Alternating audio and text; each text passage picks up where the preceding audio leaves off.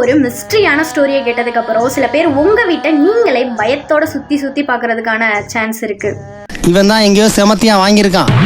சரி, மேட்ரு என்னன்னா, நம்ம மேகத்தெல்லாம் வேடிக்கை பார்க்கும்போது அதுல யானை, பூனை இந்த மாதிரி உருவெல்லாம் தெரியும்ல.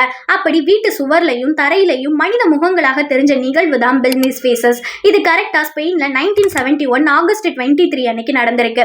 மரியா கோமஸ் அப்படின்றவங்க வீட்டு கிச்சன்ல ஒரு கரை மாதிரி இருந்திருக்கு. அந்த கரை டைம் ஆக ஒரு மனித முகமாக மாற ஆரம்பிச்சிருக்கு.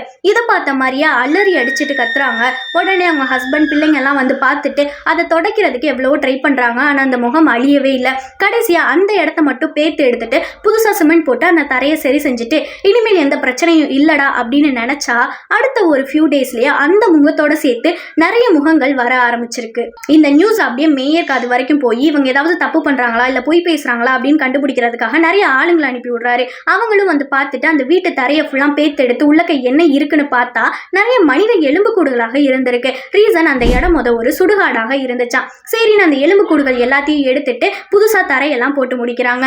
இனி எந்த பிரச்சனையும் இல்லடா அப்படின்னு நினைச்சா மறுபடியும் நிறைய முகங்கள் வர ஆரம்பிச்சிருக்கு. அதுவும் ஒரு முகமும் ஒரு நாளைக்கு ஒவ்வொரு இடத்துல வேற இருக்குமா. நிறைய ரிசர்ச் எல்லாம் பண்ணியுமே இந்த முகங்கள் எதுக்காக வருது அப்படின்ற ரீசனை கண்டுபிடிக்கவே முடியல. அண்ட் இந்த வீடு இப்போ ஒரு டூரிஸ்ட் பிளேஸாகவும் இருக்கு.